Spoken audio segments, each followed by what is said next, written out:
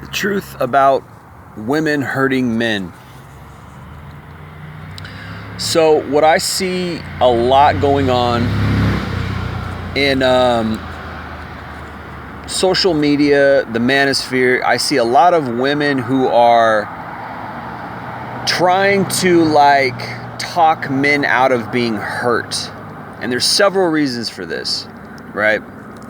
And what I mean by when I say talk men out of being hurt is there's a lot of women who are trying to negotiate away men's painful experiences. And I wrote a short list, and there's about 4 reasons that I can think of so far why this is. And all of them are solipsistic. Women generally do not care about men just objectively. They care about men because we affect them, right? Meaning they're gonna date men, they're gonna have maybe some male children, right? So they care about us indirectly. They care about us because we affect them, because they need us, right? They care about us because they need us, and they care about us because karma, right? So my list is: number 1, guilt; number 2, necessity; number 3, they want us to get over it so we don't tell the truth about their bad behavior, such as the red pill, right? The red pill truths. They believe in karma and hope if we get over it, karma won't reach them. Meaning if we get over how they hurt us, they won't, get that negative karma back. A lot of women believe in karma, believe it or not. Sort of, although it's getting less and less in these last days. People in general are just giving less and less fucks about anything in this world. Let alone how they treat other people, their own behavior. It's getting worse and worse in so many ways. But some people still believe in karma. So this is that's one of the major reasons. Number 4 is they fear repercussions, right? Meaning, and I believe women do this, they try to normalize things in society, which is, where I believe the whole incel backlash came from, right? Women started that. Men didn't start calling guys incels. Women started that, right? And incel was used as a shaming word for any man who said any kind of truth about women, who was criticizing women in any way. And this became a kind of a tool or a weapon to shame men into stop telling the truth about women. Oh, you said something negative about a woman? You must be an incel, right? What is that? That's an attack. So what are women trying to do through that? And by that kind of tactic, they're trying to normalize their behavior. Oh, okay, you got hurt. Get over it, move on, right? This is a sly way of coming around and trying to, cover up their own bad behavior, right? Don't cry about it, move on. There's other women out there, or I don't know if you guys have ever heard this old one. You'll find somebody. There's somebody out there for everyone, right? They do that because they know that they've done men dirty, right? They know that they got karma coming back on them, so they say some little half-hearted, half-assed, phony encouragement, right? To, so you don't, flip out and hurt someone, because there is a fear of incels out there. There's a fear of this incel terror, right? But why would you feel that way if you're not guilty, right? Why would you be afraid if you're not guilty? So they know they've done men wrong. They know, listen, nobody knows the red pill truths better than women, because it's their own behavior. That's what they're doing, right? So they know exactly what we're talking about. This is why they want to cancel us. This is why they want to say, oh, you're an incel, or you're just a loser who's a misogynist. The misogynist, that stopped working a long time ago. They don't even use that anymore. The incel one was pretty powerful for a while, but now I think they're changing up their tactics even now. They're changing up their tactics on how to, deal with the damage control, but they're not actually changing their initial behavior, because they would never do that, because that's too close to home. They're not going to become better women. They're not going to become more wholesome, more moral, treat us better, learn how to love men. No, they're not going to stop being solipsistic, selfish, shallow, right? Materialistic, narcissistic. They're not going to stop doing that because it's too much fun. It's too easy. It's too beneficial in society. So what are they going to do? They're going to shame you, right? And I don't think that's working anymore. I really don't. I think men are just ignoring it. I think men have figured it out. Oh yeah, I get it. Oh yeah, haha, I'm an incel. I don't care if you call me an incel. I'm still gonna speak the truth. Like whether I'm an incel or I'm banging 100 women, I'm still gonna speak the truth.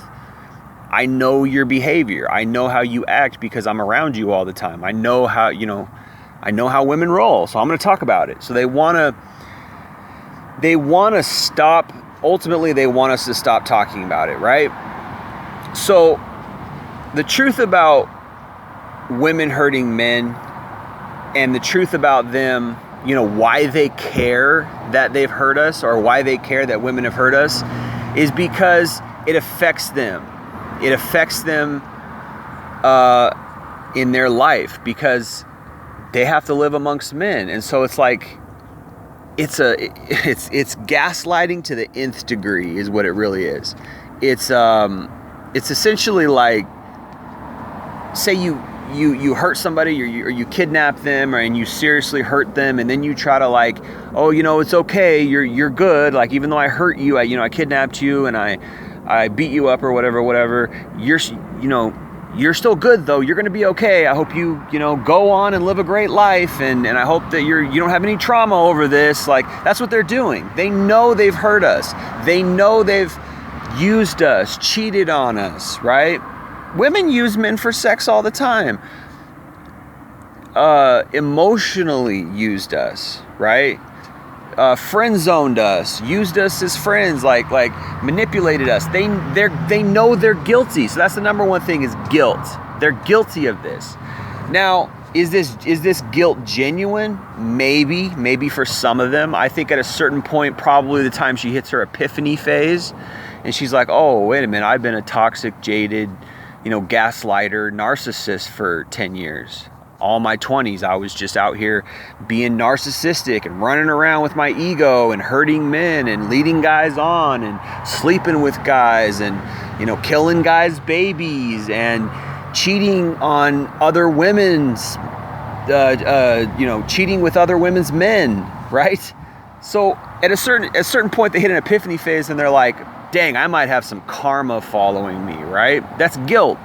And instead of like, really repenting and like, turning to God or something and like confessing before God, I need forgiveness. Like what they try to do is they try to cover it up, because what does a guilty person do? They try to cover up their sin. They try to cover up their, doing somebody wrong. They try to cover it up. What's the first thing when somebody murders somebody? What do they try to do? Hide the body. I mean, it's human nature. You want to cover up the bad thing you did, right? So this is a big motivation for women trying to, and I'm specifically talking about women verbally, opening it up and talking about how men are hurt. They talk about this. It's something that I've noticed. They talk about this. Oh, you men are hurt. Who hurt you? It used to be a shaming tactic, right? Who hurt you? But now it's developed into something where they're actually like trying to counsel us and like, why can't you just move on? You should go get counseling so you could, get over that ex who hurt you. And it's like the reason why they're saying that is because they know they've done that. They know they've hurt men. She probably, by the time she gets married, I would say a lot of women get married between age 26 and 35. That's probably the prime age that most men, that most women get married. And I would say if I had to pick an average, I'd say 28 or 29 is probably the prime age that most women get married. By the time she hits 28 or 29, she's been in at least 5 major relationships, lasting probably 1 to 3 years each. From the time she's 15, 16, which is when most people, most kids start dating and having sex around that age, to 28, 29, 30, 31, 32, which is pushing it, but 28 to 30, which is the time that I believe, I haven't studied this, statistics or whatever, but I think it's 28 to 30 is when most young women get married.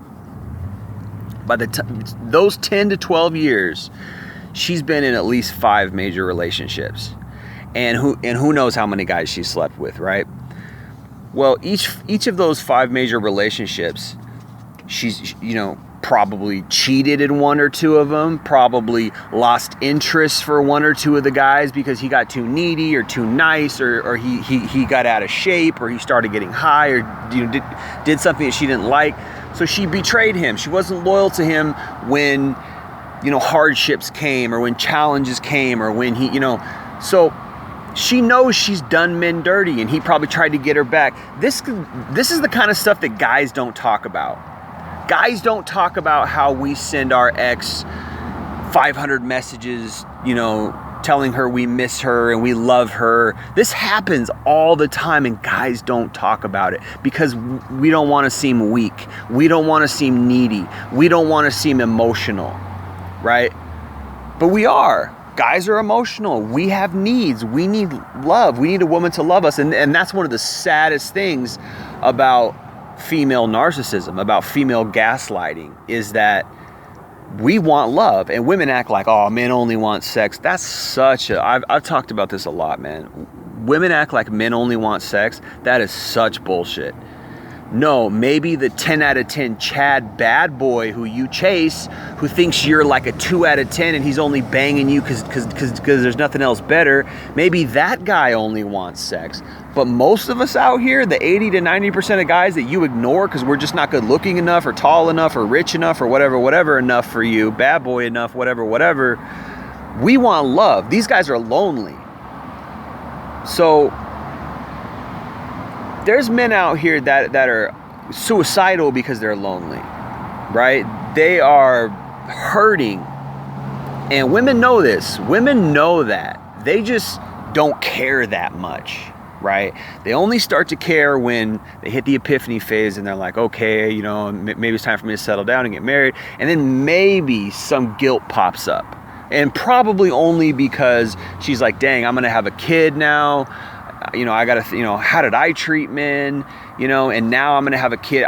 Now I'm going to bring a kid into the world. What if it's a boy? And what if he meets a woman like me, and how messed up I was? And this is part and parcel of all that we talk about in the Red Pill, right? This is how these women are jaded. This is how these women are toxic, because they do all this dirt, right? And honestly, the Red Pill is really just scratching the surface. It's deeper, man. Guys are committing suicide over these women, right? Guys are getting restraining orders over these women. We don't talk about that in the Red Pill. Guys are going to jail over these women for stalking or harassment or battery, assault, losing it on these women, because when women hurt men don't know how to react, because men are not emotional like women. Women are emotional ninjas. They know how to hold and let go of their emotions. People always act like, oh, women are so emotional. They're the emotional sex, and women are always, irrational emotions and da-da-da-da. I don't know, man. I'll tell you one thing.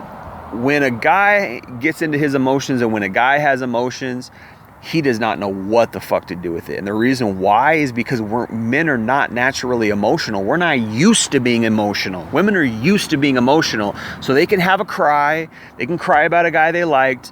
And then once that cry's over, it's it. That's it. They've moved on. They've let it go.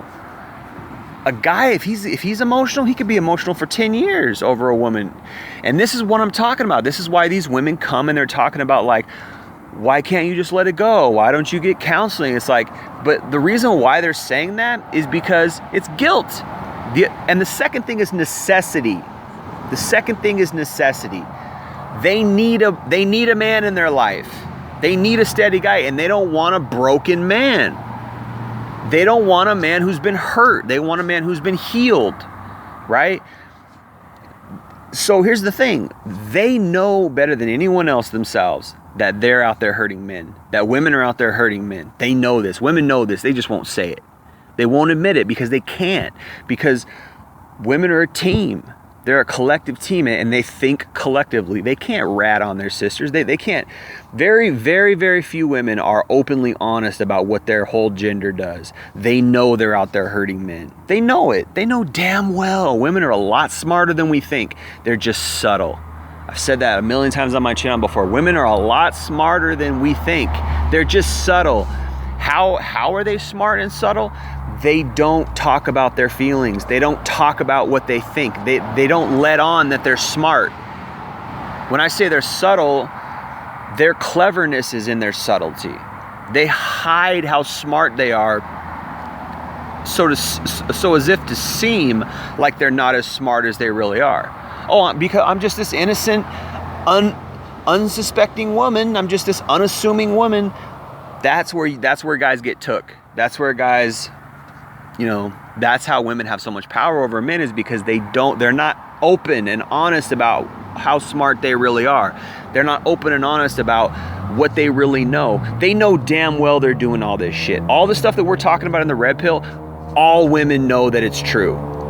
Period. All women know that it's true. Everything we talk about in the red pill, all women know that it's true. Some are in denial. Some are in denial probably because they're very young, and they just haven't had the opportunity to really do these things that we're talking about. But once they hit 30 or whatever, they know what we're talking about, and they just hide it. They're not going to come out and admit to it, because then they'd be admitting they're false. Because then the reason why they won't admit it is because then they would have to have accountability. Oh, you admit it. You know you're wrong. Now you have to have accountability and social responsibility for your behavior. That's why they won't admit it. But they need us.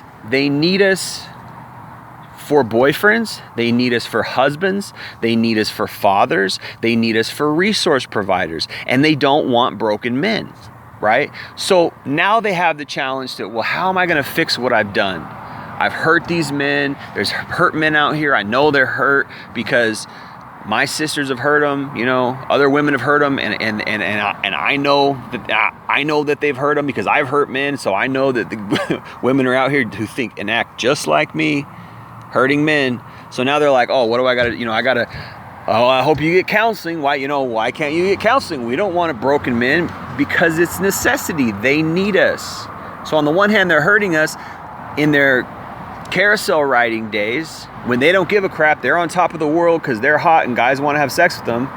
But by the time they hit 30 and they're like, oh shoot, now I got to have a husband. Now I got to find a good man to be a father to my kid. Oh, now I got a son, right? Now it matters to them because it's personal. This is what I'm talking about, solipsism. They only care because it affects them, right? They don't care about men in general. Women do not care about men in general. They don't care if you jump off a bridge tomorrow. They do not care unless you're the father of their kid. They do not care unless they want to love you, or they want a relationship with you, or they want you to pay bills, or they want you to be a stand-up leader, or a guy with solid character. Now all of a sudden they care. You see what I'm saying? Solipsism. They care because they only care because it affects them, right? That's number 2. Number 3 is they want us to get over it so we won't tell the truth about their bad behavior, right? This is a futile hope, but it's a very real hope. It's futile because men are going to talk, especially now with the internet, and we're past those days of men being stoic and men are going to talk. And the reason why we're talking is because we're trying to figure shit out. It's not because we're emoting. I mean there is that. Men and it's okay for men to emote. It's okay for men to get their emotions out there. But men are nothing if not pragmatic. Men are nothing if not practical and pragmatic, okay? Why are we this way? Because we like solving shit. We like solving problems, right? How did the world get built? Because there's a bunch of problem-solving men out there who figured out math, who figured out geometry, who figured out how to build stuff, who figured out how to create legislation, et cetera, right? Why is the world as great as it is, as damaged as it is, and as immoral and, you know, whatever, you know, we got a lot to work on socially, and that ain't gonna get any better because, you know, anyway, you guys know my stance on that, you know, as a Christian. But why is the world as good as it is? Because men are practical and pragmatic. So this is why we're talking about the red pill, because we want to fix this behavior. Women know this and they're like, no, we don't want to fix this behavior. Don't give us accountability. Don't call us on the carpet. We want to have our cake and eat it too. We want our sins to be hidden. This is why they want us to get over it, so we won't talk about it, so we won't tell the truth. But that ain't gonna happen. The cat's out the bag. Guys have taken the red pill. Not only that, we're walking away from marriage. They're scared that we're walking away. Oh, wait a minute. These guys are waking up. They don't want us. They don't want us used goods. Now all we got is the simps. We can't get the alphas anymore. We can't get the strong, genuine, truthful, real men.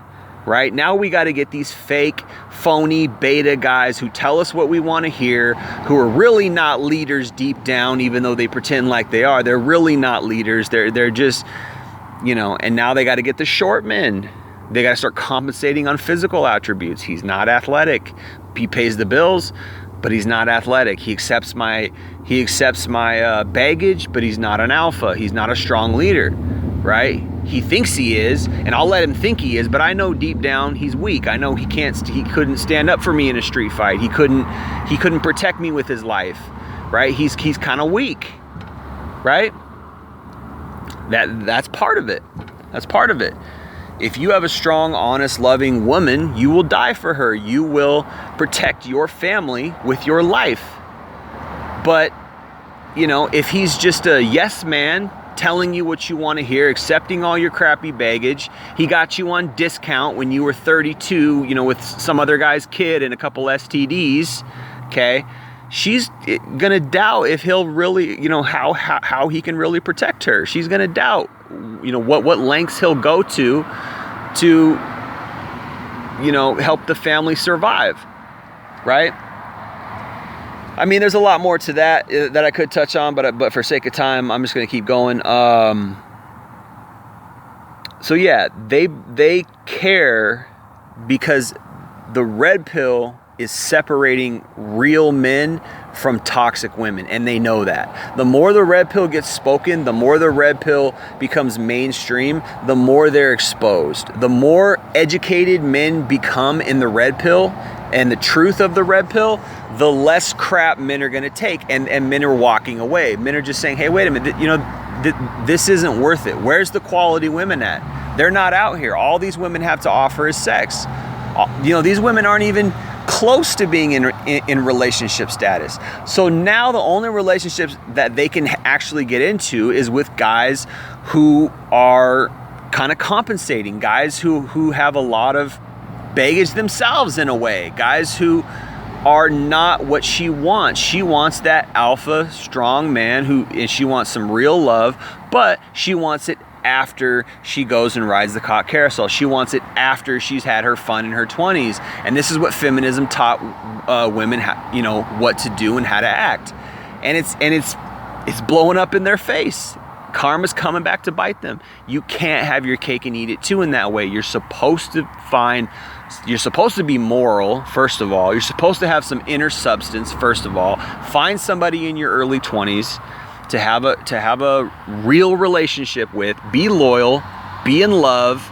Stop with your hypergamy, stop with your shit tests, stop looking for a better man, stop questioning whether or not he's the ultimate alpha or he's the ultimate guy. Love him for who he is and make babies with him, and that's what it should be. But no, these women are not ending up with the guys they should be with. They're ending up with the compensated, settling guy. The guy who she's got to compensate with, and she's settling with that guy. And they're starting to realize it. Hey, wait a minute. I'm not getting the best. right? And they're saying, hey, these guys are telling the truth about us. They know why we're not getting the best. We got to shut these guys up. So instead of correcting their behavior, instead of actually nipping it in the bud and saying, oh, wait a minute, my life is messed up, or I can't keep a man, for instance, because my life is messed up, because I'm toxic, I'm jaded, I've slept around, right? Instead of admitting it, coming to terms and changing and saying, you know what, I need to do better. Not changing because you're 30 and your biological clock is ticking. Now you got to pretend to change and you got to do some patch change job, but real genuine change on the inside. But see, this is a question. Can women really take accountability for their behavior? All I see most of the time is women blame shifting, women blaming men, women, copping out and saying, oh, I did it because, I was a skank because I thought that's what men wanted from me, blah, blah, blah. Or women like this who are manipulating and saying, why can't you heal yourself? Like, instead of just genuinely changing, they're doing all this toxic compensation, right? Oh, I gotta give him sex and love bomb him and make him think I'm this submissive, great, accommodating woman and do all this stuff for him and woo him over. But that's not who you really are. You don't even know who you really are. So many men out here are marrying these damaged, mentally ill women, because that's what happens when you sleep around. You get toxic, you get jaded, you're damaged, you're mentally ill. And so what you end up doing is you end up living a lie, pretending to be this nice, docile woman, and you're manipulating yourself. The irony is, the only guys you can manipulate acting like that are guys who have lower value in some way. And then what they end up doing is they end up compensating for guys, who are lower value in a lot of ways. They're not in shape, they're small and kind of weak, they're not physically strong, but they got money, right? Money is usually the key factor there. After they hit the epiphany phase and it's time to settle down and raise some kids, then it's money. And what happens when you marry for money? You're not fulfilled. You don't have real love. You don't have that passionate, real love for one man, because you went out and you spread your emotions and you spread your love to a bunch of different men. And you probably are still in love with some guy you dated when you were 22. I've never loved anyone like that. I've never had passionate sex with anyone like that. My guy now is so boring. He's got a small dick, and she goes and complains to her girlfriends, and they're all like, "Oh yeah, mine's shitty too." And they don't realize how horrible they are. They didn't fall in love. They're not in love with the man they're with. They might love the man they're with, but they're not in love with the man they're with. You see the difference?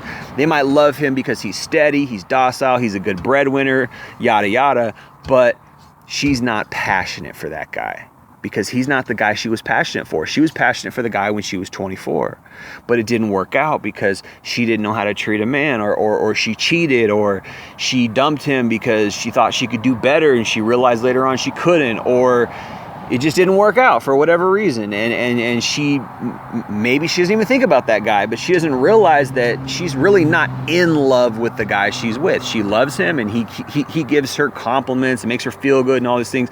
And he's kind of fulfilling somewhat in that way, but she's not deeply fulfilled in a passionate love type of way, because that's what happens when you settle, right? That's what happens when you settle. And these women are starting to realize that, and they're like, gosh, we hurt a lot of guys, and now we want these guys to heal so they can really love us and we can have this passion, but they don't realize it's too late. It's too late. And not only that, they think karma's going to get them. Karma's going to come back and get you. It will come back and get you. And usually it's going to come back and get you in a boring marriage. That's how it comes back and gets you. You look back and you realize, oh, my life is boring. I'm married to this boring, docile guy, and that's it. And what she probably ends up doing in that case is cheating, or she's just miserable. She's depressed because the guy she's with is great, in that he pays the bills, he's got resources, he raises her kid from another guy, he's steady, woo woo woo, but she doesn't have that passion. That's the karma. She's not really deeply in love with him. That's the karma. She chose him for materialistic reasons, right? Financial reasons. That's the karma. The other thing is, the last thing, I'm just going to touch on this real quick. They fear repercussions, right? In whatever form, right? They want to normalize breakups being hurtful so they can do it without fear of consequences, because they know they're going to break some hearts. They know they're going to screw some guys over, right? They don't want they don't want consequences. They don't want the guy coming after them. They don't want the guy telling their family, how much of a skank she was, telling their family that they made a sex tape, right? They don't want the guy, spilling the beans in their social group about how she loves anal or how she cheated on him with a bunch of other guys or this, like, they don't want the guy to retaliate, right? So they fear that repercussion, and that's a form of karma as well. Is the guy's going to out them, and then what? And then their social credit is ruined. They might lose friends, and women hate that because women are very social, and their self-esteem is linked to how other people in their social group feel about them. Although you have feminism actively teaching women to be a diva and don't care what anybody thinks, and you can do whatever you want, woo, woo, woo, woo, woo, right?